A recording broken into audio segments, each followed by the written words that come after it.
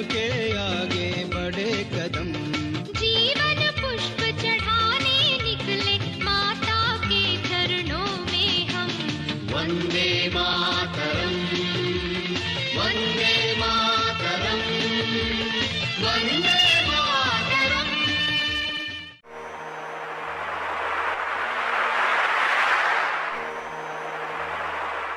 जय हिंद, वंदे मातरम, भारत माता की जय। राष्ट्र गौरव के इस कार्यक्रम में लगातार हम बातचीत करते हैं कैसे हम भारत को परम वैभवशाली बना सकते हैं, कैसे स्वावलंबी बना सकते हैं, कैसे हम भारत को दोबारा से सोने की चिड़िया बना सकते हैं, किस प्रकार से भारत का दोबारा से राष्ट्र जागरण करके राष्ट्र के गौरव की भावना को बढ़ाकर कैसे हम भारत को दोबारा से पूरे विश्व के सामने एक शक्ति के रूप में प्रस्तुत कर सकते हैं। इन सारे विषयों की चर्चा हम वैदिक चैनल के इस राष्ट्र गौरव के कार्यक्रम में करते हैं। जब हम स्वदेशी विदेशी की बात करते हैं, हमने बहुत से एपिसोड पहले किए जिसमें हमने बताया कि अलग अलग सेक्टर में कौन कौन से सामान चाइनीज हो सकते हैं, कौन कौन से सामान चाइनीज हैं, तो उनको हम कैसे पहचान सकते हैं, इसके बारे में हमने बातचीत की थी। इस बातचीत के बीच में आज यदि हम बात करें तो हमारे मध्य में से कुछ भाइयों की बड़ी क्वेरी आई कि हमें स्वदेशी और विदेशी जो सामान्य नित्य प्रयोग के हम सामान प्रयोग करते हैं, एफएमसीजी के, रसोई घर के, बाथरूम के, उनमें से कुछ का तो हमें पता है लेकिन हमें सबका नहीं पता। कुछ चीजों में कंफ्यूजन हो जाता है। और कंफ्यूजन कैसे होता है? हमारे किसी भाई की एक क्वेरी आई कि रॉयल इनफील्ड मोटरसाइकिल है, वो स्वदेशी है विदेशी है, कुछ पीटर इंग्लैंड ये स्वदेशी है विदेशी है, मोंटी कार्लो ये स्वदेशी है या विदेशी है। कुछ नाम ऐसे लगते हैं जो दिखने में विदेशी लगते हैं लेकिन जब हम उनकी जांच करते हैं तो वो स्वदेशी हो चुके होते हैं या स्वदेशी कंपनी उसकी ओनर होती है। कुछ नाम ऐसे हैं जो दिखने में पूर्ण स्वदेशी लगते हैं, जैसे किसान, जैसे अन्नपूर्णा, जैसे आशीर्वाद। ये नाम ऐसे हैं जिससे ये लगता है कि भारतीय संस्कृति के नाम हैं, भारतीय संस्कृति के प्रतीक हैं, लेकिन जब उसका एक्सरे करते हैं, पोस्टमार्टम करते हैं, इन्वेस्टिगेशन करते हैं तो ये पाते हैं कि ये नाम एक तरीके से, जैसे माता सीता का हरण करने के लिए रावण ने वेश बदला था, भगवान राम को वहां से निकालने के लिए मारीच ने वेश बदला था, वैसे ही वेश बदलकर ये सारा कार्यक्रम करते हैं। और ये कंपनियां ऐसे संस्कृत के, ऐसे हिंदी के, ऐसे भारतीय संस्कृति से जुड़े हुए नाम लिखकर ये संदेश देने की कोशिश करती हैं कि ये तो भारतीय हैं, ये तो शुद्ध स्वदेशी हैं। तो आज से जो राष्ट्र गौरव के ये 3-4 अंक चलेंगे, इन अंकों में, इन एपिसोड में हम बात करेंगे कौन कौन सी कंपनियां स्वदेशी हैं, कौन कौन सी कंपनियां विदेशी हैं और स्वदेशी और विदेशी कंपनियों की कैसे हम पहचान कर सकते हैं। अभी अगर हम वर्तमान परिप्रेक्ष्य को देखें तो चाइना गलवान घाटी में आया हुआ है और अभी तो और ज्यादा उसने दुस्साहस करते हुए अरुणाचल प्रदेश के ऊपर भी, अरुणाचल प्रदेश में एक फॉरेस्ट रिजर्व है, वहां पर अपना कब्जा कर लिया। भारत वहां से एक सड़क बना रहा था, उस सड़क के ऊपर उसने कहा कि आप यहां पर सड़क बनाओगे तो आपको हमसे पूछना पड़ेगा। मतलब भूटान जो बिल्कुल स्वतंत्र था, उस भूटान के एक हिस्से के ऊपर अपना कब्जा दिखा रहा है। तो ये चाइना लगातार बदमाशी कर रहा है पूरे देश में। चाइना के विरुद्ध एक रोष की लहर है, स्वदेशी का आंदोलन जो 1905 में चला था। लोकमान्य तिलक, वीर सावरकर ने जिस आंदोलन को शुरू किया था, महर्षि दयानंद ने जिस आंदोलन की जड़ में स्वदेशी का मूलभूत विचार दिया था, उस स्वदेशी के आंदोलन ने जैसे अंग्रेजों की सत्ताओं को समाप्त कर दिया था। और आज ही के दिन बंगाल के विभाजन की अंग्रेजों ने घोषणा की थी। तो आज का दिन ऐतिहासिक दिन भी है और आज के दिन में अंग्रेजों ने उस समय बंगाल का विभाजन करके योजना बनाई थी कि हम भारत को अलग अलग धर्म के आधार पर, जाति, वर्ग, मत के आधार पर टुकड़ों में तोड़कर हम भारत को कमजोर करेंगे, भारत के ऊपर वर्षों तक शासन करते रहेंगे। लेकिन उस स्वदेशी के आंदोलन ने भंग के विभाजन को भी रद्द करवाया था। तो स्वदेशी का आंदोलन उस समय जो चला, वैसे ही स्वदेशी की पूरी विचारधारा इस समय भी पूरे देश में हिलोरे मार रही है। और कैसे हिलोरे मार रही है? रांची में एक सामान्य किराने का दुकानदार जिसने लोन के ऊपर कुछ हजार रुपए लेकर अपनी दुकान के अंदर सामान रखा हो, जिसके पास कोई बैंक की व्यवस्था नहीं, जिसके पास कोई बैंक बैलेंस नहीं, कोई जेवर नहीं, कोई अमीर नहीं, जिसने कभी किसी बड़े स्कूल में पढ़ाई नहीं की, वो जब युवा खबरों में देखता है कि चीन के सामान के कारण मेरे देश का नुकसान होता है, तो वो अपने दुकान के अंदर से चीन का सामान निकालकर बाहर पटक देता है। एक ऐसे ही युवा बिहार के अंदर जो पिछले 15 वर्षों से मोबाइल का कारोबार कर रहे हैं, अलग अलग शहरों में अपने मोबाइल की दुकानें खोली, वो युवा संकल्प कर लेता है कि मुझे अब चाइना के साथ काम नहीं करना, और Xiaomi जैसे, MI जैसे बड़े ब्रांड के साथ जो एक तरीके से बिजनेस पार्टनर बने हुए हैं, जिनका शोरूम उन्होंने खोला हुआ था, हर साल 12 करोड़ रुपए की सेल करते थे, उन्होंने अपने करोड़ों रुपए के शोरूम को बंद कर दिया, करोड़ों रुपए के बिजनेस के ऊपर लात मार दी। संकल्प कितना गहरा हो रहा है। अलग अलग बड़े बड़े प्रतिष्ठानों ने अपने ऑर्डर चाइना के साथ कैंसिल कर दिए, और अभी राखी आने वाली है, रक्षाबंधन आने वाला है। देखिए, हमारे यहां रक्षाबंधन भाव का त्योहार है, इमोशंस का त्योहार है। हमारे यहां तो रक्षाबंधन के अंदर अगर हम परम पूज्य स्वामी जी महाराज की बात करें तो पूज्य स्वामी जी महाराज कोई सोने चांदी की, कोई चाइना की राखी नहीं बांधते। पूज्य स्वामी जी महाराज, ये जो हमारे यहां शुभ सूत्र माना जाता है, जिसको मोली बोला जाता है, जो हमारा हवन के ऊपर, यज्ञ के ऊपर जिसका प्रयोग किया जाता है, इस सूती धागे के साथ, इस धागे को सबसे मजबूत बंधन माना जाता है। चीन खुद राखी को नहीं मानता, रक्षाबंधन को नहीं मानता, क्योंकि उनके यहाँ भाई बहन के पवित्र रिश्ते की परिकल्पना भारत के को छोड़कर बाकी किसी देश में है ही नहीं। तो वो चीन अपने देश के अंदर 4000 करोड़ रुपए की केवल एक रक्षाबंधन के दिन राखियां बेच देता है। अभी भाव कैसे है? हमारे औद्योगिक इकाइयां हैं, औद्योगिक एसोसिएशन है, इंडस्ट्रियल एसोसिएशन है, उन्होंने ये संकल्प लिया है कि इस बार हम चीन के साथ राखी नहीं मंगवाएंगे। और आपको जानकर खुशी होगी, 4000 करोड़ रुपए के ऑर्डर जो भारत के व्यापारी हर साल जो चीन से राखियां मंगवाते थे, हर साल चीन से इंपोर्ट करते थे, उन व्यापारियों ने इस बार निश्चय कर लिया है कि हम चीन से कोई राखी नहीं मंगवाएंगे। आपको और हमें अब संकल्प करना है, जब हम बाजार में जाएं, हमें सुंदर राखी नहीं मिले, डिजाइनर राखी नहीं मिले, सस्ती राखी नहीं मिले, तो संकल्प ले लीजिए कि हमारे गांव के, भारत के गरीब के हाथ से बनी हुई राखी का हम प्रयोग करेंगे। और आपको बाजार में राखी नहीं मिले तो अपने यहाँ ये जो राखियों का बाजार का प्रचलन है, तो ये पिछले 50 सालों का है। उससे पहले राखी किसकी मानी जाती थी? मोली के धागे की राखी होती थी। साथ में बहनों को, अगर भाइयों को राखी भेजनी है तो मोली के धागे भेज दीजिए, और मोली के धागों के साथ साथ, सूत के धागों के साथ साथ, उसके साथ हल्दी और चंदन भेज दीजिए, कुमकुम भेज दीजिए। वो सबसे पवित्र त्योहार होगा। भाई बहन के रिश्ते में कितनी महंगी राखी है, कितनी सुंदर राखी है, इसका महत्व नहीं है। महत्व यह है कि उस राखी के पीछे भाव क्या है, उसके पीछे प्रेम क्या है। तो 4000 करोड़ रुपए का चाइना का नुकसान हम केवल राखी, चाइनीज प्रयोग ना करके हम कर सकते हैं। तो व्यापारियों ने संकल्प ले लिया है। अब संकल्प आपको और हमें करना है, भाइयों को संकल्प करना है कि अपनी कलाई के ऊपर हम कोई चाइनीज राखी नहीं बांधेंगे। बहनों को संकल्प करना है कि चाइनीज राखी हमें खरीदने के लिए बाजार में नहीं जाना है। तो इस संकल्प के साथ हमें काम करना है। तो आज के एपिसोड में हम बात करेंगे स्वदेशी क्या है, विदेशी क्या है। और अभी ये जो स्वदेशी और विदेशी की बात चल रही है, ये केवल भारत में नहीं चल रही। भारत के रहने वाले ऐसे लोग जो अभी भारत में नहीं रहते, जो अभी यूएसए में रहते हैं, उसमें राजस्थान के लोग भी हैं, उसमें बिहार के लोग भी हैं, हिमाचल प्रदेश के भी हैं, हरियाणा के भी हैं, साउथ के भी हैं। उन्होंने न्यूयॉर्क के टाइम्स स्क्वायर के ऊपर, जिसको पूरी दुनिया की आर्थिक राजधानी माना जाता है, जिसके ऊपर आवाज दी जाए तो वो आवाज पूरी दुनिया में सुनी जाती है, ऐसा माना जाता है, वहां पर पूरे समूह के साथ चाइना कितना दुष्ट देश है, चाइना किस प्रकार से गलत कार्य करता है, उसके लिए पूरा उन्होंने एक प्रदर्शन रखा है। और सैकड़ों व्यक्तियों ने कोरोना के इस समय भी न्यूयॉर्क के उस टाइम्स स्क्वायर के ऊपर इकट्ठे हुए चाइनीज आइटम के बहिष्कार की अपील की है। जब हमारे ऐसे भाई बहन जो वर्षों से न्यूयॉर्क में रहते हैं, अमेरिका में रहते हैं, जब वो स्वदेशी की आवाज उठा सकते हैं तो हम क्यों नहीं उठा सकते। मैं बार बार 2 उदाहरण देता हूं कि जापान के अंदर अमेरिका ने जापान के ऊपर एटम बम गिराया। एटम बम गिराने के बाद एक तरीके से जापान के ऊपर अमेरिका का नियंत्रण हो गया। आज भी आप देखेंगे जापान को अपनी अलग से आर्मी रखने की इजाजत नहीं थी अभी कुछ साल पहले तक। अभी तो चीन का खतरा देखते हुए अमेरिका ने कहा है कि जापान थोड़ी सी अपनी आर्मी तैयार कर ले। तो अमेरिका ने कहा कि जापान को आर्मी नहीं रखने देंगे, जापान को सुरक्षा की जरूरत होगी तो हम सुरक्षा उपलब्ध करवाएंगे। तो अमेरिका ने जापान में अपनी चीजें बेचना चाहा। जापान 1945 में पूरा तहस नहस हो चुका है। कोई इंडस्ट्री नहीं है, कोई उद्योग धंधा नहीं है, कोई अच्छा सामान नहीं बचता। अभी आप याद कीजिए कि जब कोई मशीन की बात आती है, क्वालिटी की बात आती है, तो एक ही देश का नाम सामने आता है, जापान का। क्वालिटी की जहां बात आती है वहां पर जापान का नाम आता है। सस्ते की बात आती है, घटिया सामान की बात आती है, लो क्वालिटी की बात आती है तो चीन का नाम आता है।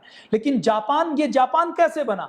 सेकेंड वर्ल्ड वॉर में जो इतना तहस नहस हो गया था वो खड़ा हुआ, उसके पीछे स्वदेशी का मूल भाव, स्वदेशी का दर्शन रहा है। जापान के अंदर जापानी चावल मोटा होता है, जापानी चावल खाने में टेस्टी नहीं होता और उसके अंदर खुशबू नहीं होती। अमेरिका ने वहां पर अपना सामान बेचना चाहा। एक चावल का एग्जाम्पल मैं आपके सामने बार बार रखता हूं, आज फिर रिपीट करता हूं। अमेरिका ने वहां पर चावल बेचना चाहा तो जापान के लोगों ने खरीदा नहीं, तो अमेरिका ने जबरदस्ती की कि हर बड़े शॉपिंग सेंटर में, हर बड़े शोरूम में अमेरिकी सामान रखना, अमेरिकी चावल रखना जरूरी रहेगा। जापानी चावल रखा होता है, अमेरिकी चावल रखा होता है। जापानी सरकार के ऊपर दबाव देकर अमेरिका ने अपना चावल जबरदस्ती वहां पर रखवाया। जापानी लोग इतने स्वावलंबी हैं, इतने स्वाभिमानी हैं कि उन्होंने अमेरिका का लंबा पतला खुशबूदार चावल नहीं लिया, सस्ता चावल नहीं किया, बल्कि अपना महंगा जापानी चावल ही खरीदते रहे। और नतीजा क्या निकला कि अमेरिका को अपना चावल जापान के बाजारों से उठवाना पड़ा। वो जापान की सरकार के ऊपर तो दबाव दे सकते थे, लेकिन जापान के लोगों के ऊपर दबाव नहीं दे सकते थे कि आपको यही खरीदना पड़ेगा, आपको यही खाना पड़ेगा। तो जैसे जापानी अपने देश से प्रेम करते हैं, और तो और चाइना वाले अपने देश से प्रेम करते हैं। कितना प्रेम करते हैं कि अभी चाइना और साउथ कोरिया के बीच में थोड़ा सा झगड़ा हुआ 2-2.5 साल पहले, तो चाइना ने कुछ नहीं कहा। चाइनीज लोगों ने अपने शोरूम से साउथ कोरिया की कंपनियों का सामान निकालकर बाहर सड़कों पर फेंक दिया। साउथ कोरिया का सामान के जो एक्सक्लूसिव शोरूम बने हुए थे, उन शोरूम के ऊपर चीनी लोगों ने ताला लगा दिया। जब वो दुश्मन देश के नागरिक अपने देश से, अपनी स्वदेशी से इतना प्रेम कर सकते हैं, अपने दुश्मन देश से इतनी नफरत और घृणा कर सकते हैं, तो क्या हम चाइनीज सामान का बहिष्कार नहीं करेंगे? क्या हम विदेशी सामान का बहिष्कार नहीं करेंगे? ये हमें करना है। अभी अगर हम बात करें तो वाराणसी के अंदर, अकेले मैं एक जिले की बात करता हूं, अकेले एक वाराणसी के अंदर 5 करोड़ के जो पहले से दिए हुए ऑर्डर थे, वो ऑर्डर कैंसिल किए हैं व्यापारियों ने कि हमें चाइनीज सामान अपने भगवान विश्वनाथ की धरती के ऊपर नहीं उसको प्रमोट करना, उसको प्रमोशन करना। 59 चाइनीज एप्लीकेशन के ऊपर बैन लगाया गया है। और स्वदेशी की बात कितनी महत्वपूर्ण है आप अंदाजा लगा लीजिए। सरकार ने, हमारे देश की सुरक्षा एजेंसियों ने जवानों के लिए निर्देश जारी किया है कि विदेशी किसी भी एप्लीकेशन को अपने फोन में नहीं रखें, क्योंकि विदेशी एप्लीकेशन फोन में रहेगी तो वो जासूसी करने का काम करेगी, वो नुकसान करने का काम करेगी। हीरो साइकिल का नाम आपने सुना होगा, एक एटलस साइकिल का नाम आपने सुना होगा। देखिए, साइकिल जब बनती है तो साइकिल के बहुत छोटे छोटे पुर्जे और पार्ट्स बनते हैं। वो साइकिल के छोटे छोटे पुर्जे और छोटे छोटे पार्ट्स जिसको लोग घरों में बनाते हैं, छोटी छोटी फैक्ट्रियों के अंदर बनाते हैं, जिसमें हजारों लोगों को रोजगार मिलता है, पहले एटलस साइकिल होती थी। मैंने शब्द प्रयोग किया होती थी, क्योंकि उसका अंतिम कारखाना पिछले महीने बंद हो चुका है। अभी हीरो साइकिल है, हीरो की मोटरसाइकिल भी आती है, और हीरो कुछ स्पोर्ट्स की ऐसी साइकिल भी बनाता है जिसके एक साइकिल की कीमत 15,000 20,000 रुपए होती है। तो ये जो साइकिल बनाते हैं, इसमें साइकिल के पार्ट्स की सप्लाई करने का काम चीन करता था। तो हीरो ग्रुप में कौन है? श्री ब्रजमोहन मुंजाल जी हैं। मैं ये कार्यक्रम जहां से रिकॉर्ड कर रहा हूं, राजीव भवन से, उस राजीव भवन का जब शुभारंभ हुआ, इसका उद्घाटन हुआ, तो उस समय ब्रजमोहन मुंजाल जी यहां पर उपस्थित थे। परम पूज्य स्वामी जी महाराज को अपना गुरु मानते रहे हैं, और पूज्य स्वामी जी महाराज के प्रति अनन्य प्रेम और निष्ठा रहा है। मुझे ध्यान है 2008 का वो समय, 2007 के अप्रैल में सुखराली गुड़गांव में एक बैठक आयोजित पूज्य स्वामी जी महाराज के पावन सानिध्य में हुई थी। उसमें श्री ब्रजमोहन मुंजाल जी, जो हीरो ग्रुप के चेयरमैन उस समय थे, उन्होंने हमें आशीर्वाद दिया था। उस समय आकर उन्होंने पूज्य स्वामी जी महाराज से आशीर्वाद लिया था, और हम सबको शुभकामनाएं, मंगल कामनाएं दी थी। भारत स्वाभिमान का ये संगठन उसी समय बनाया गया था।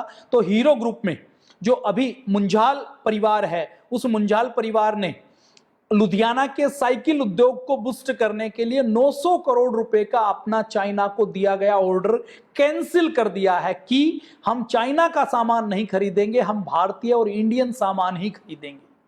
ये 900 करोड़ का एक ऑर्डर रद्द होना, ये अपने आप में चाइना को एक बड़ा झटका है। और उसने कहा कि अब हम चीन से नहीं मंगवाएंगे, हम जर्मनी से मंगवाएंगे। उनके जो कॉस्टिंग, हर कंपनी के अंदर एक कॉस्टिंग डिपार्टमेंट होता है। जब कुछ भी बनता है तो उसके कॉस्ट एनालिसिस किया जाता है, कॉस्ट कैलकुलेशन की जाती है, कॉस्ट कटिंग की जाती है। मतलब हम अपने प्रोडक्ट का मूल्य कैसे कम करें, कॉस्टिंग कैसे कम करें, इसके ऊपर पूरी रिसर्च की जाती है, पूरी स्ट्रेटेजी हर कंपनी बनाती है। तो इस कॉस्टिंग डिपार्टमेंट ने यह कहा कि जर्मनी से सामान मंगवाएंगे तो महंगा पड़ेगा। तो भी हीरो परिवार ने, हीरो ग्रुप ने यह कहा कि महंगा पड़े या सस्ता पड़े, लेकिन हमें दुश्मन देश चीन के साथ कोई भी व्यापारिक संबंध, कोई भी व्यापार नहीं करना, और कोशिश करेंगे हम लुधियाना के पास एक साइकिल इंडस्ट्री का, एक साइकिल विलेज ऐसा बनाया जा सके जिससे इंडस्ट्री को बूस्ट किया जाए कि हमें किसी भी देश से कोई सामान ना बनाना पड़े, हम सारा सामान अपने देश में बना पाए। हीरो ने होंडा के साथ एक बार कोलैबोरेशन किया, हीरो होंडा मोटरसाइकिल बनी। अभी हीरो होंडा का कोलैबोरेशन, क्योंकि उस समय देश में, हमारे देश में ऑटोमोबाइल का अच्छा इंजन नहीं बनता। अब आपने देखा होगा कि हीरो होंडा मोटरसाइकिल आई, पहले सीडी डॉन आती थी, उसके बाद स्प्लेंडर आई, उसके बाद स्प्लेंडर प्लस आई, उसके बाद अभी और कई मॉडल निकल चुके हैं। तो उसमें जो इंजन है वो बाहर से आता था, होंडा कंपनी उसको सप्लाई करती थी। होंडा कंपनी कहाँ की है? होंडा कंपनी जापान की कंपनी है। अब जापानी कंपनी, अब इंजन बनता है तो उसके अंदर भी बहुत टेक्नोलॉजी लगती है, तो अपने देश में वैसी टेक्नोलॉजी डेवलप नहीं हो पाई। तो 1980 के दशक में हीरो होंडा ग्रुप की जब ये कंपनी बनानी शुरू की, मोटरसाइकिल बनी, तो उस समय दोपहिया वाहन की देश में आवश्यकता थी, तो पहले उनके साथ ज्वाइंट वेंचर में लगाया गया। और अभी हीरो ने इंडिपेंडेंट अपना डेवलपमेंट करके हरिद्वार से लेकर कई स्थानों के ऊपर स्वदेशी मोटरसाइकिल बनाने का काम शुरू किया। ये स्वदेशी उद्योग धंधे इस देश के प्राण होते हैं। आप देखेंगे कि कुछ लोग स्वदेशी उद्योग धंधे, उद्योगपतियों का सदा विरोध करेंगे, उनको बेईमान दिखाएंगे, उनको टैक्स चोर दिखाएंगे, उनको इस तरीके से ऐसा प्रस्तुत करेंगे कि इस देश के अंदर उद्योग धंधे करना, स्वदेशी की सेवा करना, कोई उपक्रम खड़ा करना, कोई बड़ा इंडस्ट्री खड़ा करना, ये पाप का काम है। ये पाप नहीं है। स्वदेशी उद्योग धंधों का विरोध वही लोग करते हैं जिनकी मानसिकता वामपंथी रही है, जो नहीं चाहते कि भारत कभी खड़ा हो। चाइना के अंदर कोई ह्यूमन राइट्स नहीं है, चाइना के अंदर कोई मानवाधिकार नहीं है, कोई लेबर यूनियन नहीं बनी हुई है। कम्युनिस्ट पार्टी चाइना के अंदर है। जो सच्चे कम्युनिस्ट हैं उनके अंदर कोई लेबर लॉज के नाम पर हड़ताल नहीं होती, कोई फैक्ट्री के ऊपर ताला नहीं लगाया सकता। लेकिन अपने भारत के अंदर विडंबना देखिए, अपने भारत के अंदर जो नकली कम्युनिस्ट हैं, जो नकली वामपंथी हैं, वो वामपंथ का नाम लेकर, लाल झंडा उठाकर किसी भी चलते फिरते उद्योग का सर्वनाश करने का काम करते हैं। बंगाल जो किसी समय सबसे बड़ा मेजर एक्सपोर्टर होता था, पूरी दुनिया में सामान सप्लाई करता था, उस बंगाल की हालत का वामपंथी शासन वहां पर 35 साल तक रहा, उस बंगाल की हालत खराब कर दी। आज पूरे बंगाल में नाम लेने के लिए भी कोई बड़ी इंडस्ट्री या बड़ा प्लांट नहीं है। वहां पर जब बड़े इंडस्ट्रियलिस्ट उनसे जब बात होती है कि आप यहां पर काम क्यों नहीं करते, वो कहते हैं यहां काम नहीं कर सकते क्योंकि यहां का जो लेबर है, जो कामगार है, उसके मन में इतनी राजनीति, इतना जहर घोल दिया गया है वामपंथ द्वारा, कम्युनिस्टों द्वारा, वामपंथियों द्वारा, कि वो काम नहीं करना चाहता, वो हड़ताल पर रहना चाहता है। तो ये षड्यंत्र भी विदेशी सरकारें, विदेशी लोग करते हैं। तो हीरो ने ये ऑर्डर रद्द किया है और आगे योजना क्या है कि हीरो में लुधियाना के पास एक अलग से साइकिल वैली, साइकिल विलेज बनाया जाए, जहां साइकिल के छोटे छोटे पुर्जे वहीं पर बनाए जाएं ताकि हमें चीन के ऊपर निर्भर ना रहना पड़े। अभी पटना में जो मैंने बात की थी, भाई राजन आर्य जी, वो MI के प्रिफर्ड बिजनेस पार्टनर थे। कई जगह उन्होंने शोरूम खोला हुआ था। पटना में एक जगह है ट्विन टावर, वहां पर उन्होंने अपना MI का शोरूम खोला हुआ था। बड़ा शोरूम था, हर साल का लगभग 12 करोड़ रुपए का कारोबार करते थे, लाखों रुपए हर महीने कमाते थे। उन्होंने अपने सारे कारोबार के ऊपर, चलते हुए शोरूम के ऊपर रातों रात ताला लगा दिया और ये कहा कि जब वो कंपनी हमारे देश के सैनिकों के ऊपर गोली चला सकती है, विदेशी कंपनी चीन हमारे देश की जमीन हड़प सकती है, तो मुझे उस चीन से बनी हुई किसी भी कंपनी के साथ कोई कारोबार नहीं करता। आपको जानकर आश्चर्य होगा, अपने देश के अंदर मोबाइल के नाम पर, केवल मोबाइल के नाम पर Xiaomi, Gionee, Oppo, Vivo, MI, ये कंपनियां लगभग 2.25 लाख करोड़ रुपए हर साल लूट कर ले जाती हैं, व्यापार के नाम पर लेकर जाती हैं। तो इसका विरोध करते हुए अकेले बिहार में अकेले बिहार में हर महीने 600 करोड़ रुपए का मोबाइल बिकता है। अभी स्वदेशी का विचार इतना प्रचारित प्रसारित हो रहा है कि वो 600 करोड़ का मोबाइल 300 करोड़ पर आ चुका है। 300 करोड़ रुपए हर महीने उनको नुकसान हो रहा है। मोबाइल कंपनियों के मोबाइल बिक नहीं रहे। अभी मोबाइल जब कोई खरीदने के लिए जाता है तो हर शहर में वो ये देखने लग गया कि ये मोबाइल किस कंपनी का बना हुआ है। उसने मांगना शुरू कर दिया कि मुझे चीन के अलावा कहीं का भी बना हुआ है वहां का मोबाइल आप दिखा दीजिए, मैं वहीं का मोबाइल लूंगा। और एक चीज हमने और करनी है, हमें ये चीज भी करनी है कि हमारे आसपास, हमारे पड़ोस में, हमारे घर में यदि कोई चाइनीज मोबाइल लेकर बैठा हुआ है तो उसको एक बात कहना शुरू कर दीजिए कि आप चीन का मोबाइल प्रयोग करते हैं, आपको देश से प्यार नहीं है क्या? ये बात हमने कहना शुरू कर दिया तो चाइना का विरोध और प्रखर हो जाएगा और तेज हो जाएगा। तो ये हमें विरोध करना है। पटना के भाई राजन आर्य जी को पतंजलि की ओर से भी हमने उनका अभिनंदन किया। एक लाइव प्रोग्राम हमने फेसबुक के ऊपर उसका भाई राजन आर्य जी का किया था। तो भाई राजन आर्य जी ने बहुत अच्छी शुरुआत की है और ये शुरुआत ऐसी की है कि इस शुरुआत के ऊपर हमें भी चलना है। अब राजन आर्य जी ने ये मोबाइल फोन बेचना बंद किया, शोरूम बंद किया, तो ऐसा नहीं है कि वहां पर पटना में सबने कर दिया। कोई दूसरा ग्राहक होगा तो दूसरी दुकान से भी ले सकता है। लेकिन राजन आर्य जी ने एक संदेश दिया, उसके संदेश से दूसरे युवाओं को प्रेरणा मिलेगी कि जब राजन आर्य, एक व्यक्ति अपना हजारों लाखों करोड़ों का व्यापार के ऊपर ठोकर मार सकता है और देश प्रेम उससे बड़ा है, तो ऐसी कहानियां जब जन जन के अंदर होंगी, एक एक व्यक्ति के बीच में होंगी, तो ऐसी कहानियों से बल मिलेगा हमारे स्वदेशी वातावरण को और आगे बढ़ाने में और आगे निर्मित होने में। अभी हमारे बिजली मंत्री आर.के. सिंह जी ने कहा है कि भारत के अंदर लगभग 71,000 करोड़ रुपए के इलेक्ट्रिकल के इक्विपमेंट्स आते हैं। अब वो अपना बिजली डिपार्टमेंट ये योजना बना रहा है कि जितने इलेक्ट्रिकल के इक्विपमेंट आते हैं उस इक्विपमेंट के ऊपर हम ये नियम बनाएंगे कि वो या तो स्वदेशी हो, विदेशी भी हो, तो चीन से नहीं हो। बहुत जरूरी कोई चीन से इक्विपमेंट मंगवाना भी पड़े तो उसकी जांच की जाए, उसकी परमिशन ली जाए और उसके अंदर देखा जाए कि ये हमारी सिक्योरिटी के लिए कोई बहुत बड़ा खतरा तो नहीं है। तो हर साल 33,000 करोड़ रुपए के चीन से बिजली के इक्विपमेंट मंगवाए जाते थे, जिसके बारे में हमारे बिजली मंत्री ने कहा है कि अब हम इसको चीन से या विदेशी नहीं मंगवाएंगे, हम कोशिश करेंगे भारत के अंदर ये बने। हाईवे के बहुत से प्रोजेक्ट चाइनीज कंपनियों ने लिए हुए थे। ट्रांसपोर्ट मिनिस्टर नितिन गडकरी जी ने कहा है कि अब एमएसएमई सेक्टर और हाईवेज के अंदर भी, रोड के कंस्ट्रक्शन के अंदर भी हम चाइनीज कंपनियों की एंट्री को बैन करेंगे। जो प्रोजेक्ट चाइना की कंपनियों ने लिए हुए थे हम उनको कैंसिल करने वाले हैं। बीएसएनएल, देखिए 2G के बाद 3G के बाद 4G और 4G के बाद अब 5G आने वाला है। तो बीएसएनएल ने अपना एक टेंडर दिया था 4G के ऊपर इक्विपमेंट को अपग्रेड करने के लिए। अब एमटीएनएल और बीएसएनएल ने भी यह संकल्प लिया है कि हम चाइनीज सामान को नहीं मंगवाएंगे। चाइना के साथ जो हमने अपने नेटवर्क को अपग्रेड करने के लिए जो एग्रीमेंट किया था उस एग्रीमेंट को हम कैंसिल करते हैं। महाराष्ट्र की सरकार ने 5,000 करोड़ रुपए के प्रोजेक्ट चीनी कंपनियों को दिए हुए थे। 3 प्रोजेक्ट थे जिसमें 5,000 करोड़ रुपए इन्वेस्ट होने वाले थे। वो प्रोजेक्ट भी महाराष्ट्र की सरकार ने कैंसिल कर दिए। देखिए सरकारें क्यों करती हैं। महाराष्ट्र की सरकार को ना तो चाइनीज कंपनियों से प्यार है ना उनको नफरत है। वो देखते हैं लोगों की भावनाएं क्या हैं। जब हम विरोध करना शुरू करेंगे तो सरकारें भी विरोध करेंगी, बड़ी कंपनियां भी विरोध करेंगी।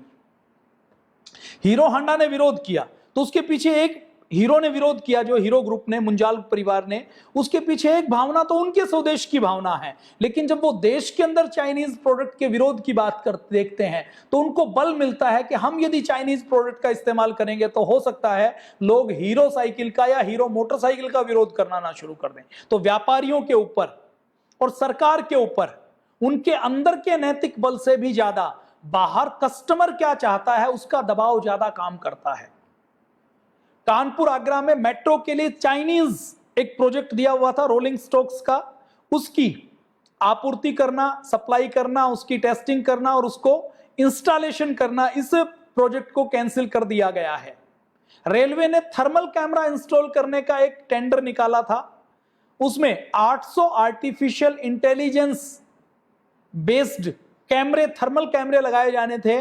उस टेंडर को भी, उस प्रोजेक्ट को भी रेलवे ने कैंसिल कर दिया कि हम चीन की कंपनी से नहीं लेंगे। JSW, Jindal steel, Jindal group ने कहा है कि हम अपने 3000 करोड़ के जो हम आयात करने वाले थे चाइना से, वो 3000 करोड़ का हम अपना एग्रीमेंट चीन के साथ कैंसिल करते हैं। हम उस देश की कंपनी के साथ व्यापार नहीं करेंगे जो इस देश के सैनिकों के ऊपर गोली चलाने का काम करती हो। तो जिंदल ग्रुप का भी हम अभिनंदन करते हैं और मेरा सौभाग्य है कि मुझे जिंदल ग्रुप में भी कुछ वर्ष तक सेवा करने का मौका मिला। तो उस ग्रुप ने भी अगर 3000 करोड़ रुपए का झटका, 3000 करोड़ रुपए का नुकसान चीन को देने का निर्णय किया है, निश्चय किया है, तो पूरे जिंदल परिवार का भी हम भारत स्वाभिमान की ओर से, पतंजलि योगपीठ परिवार की ओर से उनका अभिनंदन करते हैं कि उन्होंने स्वदेश प्रेम के लिए एक अच्छा निर्णय लिया है। रेलवे ने 471 करोड़ रुपए का एक और टेंडर और कॉन्ट्रैक्ट वो कैंसिल कर दिया है जो मुगल सराय से लेकर लखनऊ के बीच में था। जोमेटो ने अब निर्णय लिया है कि ऐसे ही यदि जोमेटो के ऑर्डर करके, हमारे स्वदेशी प्रेमी बंधुओं ने क्या किया, जोमेटो को ऑर्डर किया, ऑर्डर को रिसीव करने से पहले कैंसिल कर लिया, तो उसको अकल ठिकाने आ गई कि यदि मैं चाइना की इन्वेस्टमेंट लूंगा तो मेरा विरोध इसी प्रकार से चलता रहेगा और मैं भारत के ऊपर काम नहीं कर पाऊंगा। तो उसने भी अपने निवेश को रोक दिया है। यह हमने कुछ एग्जाम्पल की बात की है। भिवाड़ी में भाई अजीत जी जो केमिकल का काम करते थे, उन्होंने अपने केमिकल का ऑर्डर रद्द कर दिया। जमशेदपुर के एक व्यापारी भाई हरविंदर सिंह जी जो फर्नीचर का, टाइल्स का, उन्होंने कॉन्ट्रैक्ट दिया था, जो बिल्डर हैं, जो होटल बना रहे थे, जो अपनी एक कॉलोनी बना रहे थे, तो उन्होंने 5 करोड़ का एक ऑर्डर चाइनीज कंपनियों को टाइल्स के लिए, फर्नीचर के लिए दिया था। 70 लाख रुपए एडवांस गया हुआ था। उन्होंने जब देखा कि चीन के सैनिक किसी पैसे से गोली लेकर हमारे सैनिकों के ऊपर चलाते हैं, तो उन्होंने कहा कि चाहे 70 लाख रुपए का नुकसान हो जाए लेकिन चीन को मैं और 4 करोड़ 30 लाख रुपए नहीं दूंगा। उन्होंने अपना ऑर्डर कैंसिल कर दिया। चाइना की कंपनी के अधिकारी बार बार उनको कहते रहे कि आपका ऑर्डर तैयार है, आप बाकी पेमेंट भेज दें, हम आपको सप्लाई करना चाहते हैं। लेकिन उन्होंने कहा कि जो देश मेरे सैनिकों के ऊपर गोली चलाएगा उस देश के साथ मैं कोई व्यापार नहीं कर सकता। तो ये स्वदेशी की भावना पूरे देश में, पूरे समाज में बहुत आगे बढ़ रही है। आपको और हमें ऐसे लोगों का साथ देना है। हम सब हो सकता है इनकी तरह लाखों करोड़ों रुपए का बिजनेस नहीं करते हों, इनकी तरह ठोकर नहीं मार सकते, बड़ा काम नहीं कर सकते, लेकिन सोशल मीडिया में इनका अभिनंदन कर सकते हैं। इनके लिए 2 अच्छे शब्द कह सकते हैं, अपने व्यक्तिगत जीवन में एक संकल्प ले सकते हैं कि हम स्वदेशी का पालन करेंगे, हम सदा स्वदेशी का पालन करेंगे, या जितना हो सकता है हम विदेशी वस्तुओं का बहिष्कार करेंगे। आगे राष्ट्र गौरव के इस अगले अंक में कल और परसों हम देखेंगे कि हमारे रसोई घर में, हमारे बाथरूम में, हमारे घर में कौन सी चीजें ऐसी हैं जो स्वदेशी हैं, जो विदेशी हैं। और ये चीजें कोई 4G 5G के इक्विपमेंट नहीं है, कोई थर्मल कैमरा नहीं है, ये चीजें वो हैं जो हम और आप प्रयोग करते हैं। तो इसकी हम बातचीत करेंगे। आज के लिए जय हिंद, वंदे मातरम, भारत माता की जय। वैदिक चैनल पर प्रसारित होने वाले कार्यक्रमों के बारे में अधिक जानकारी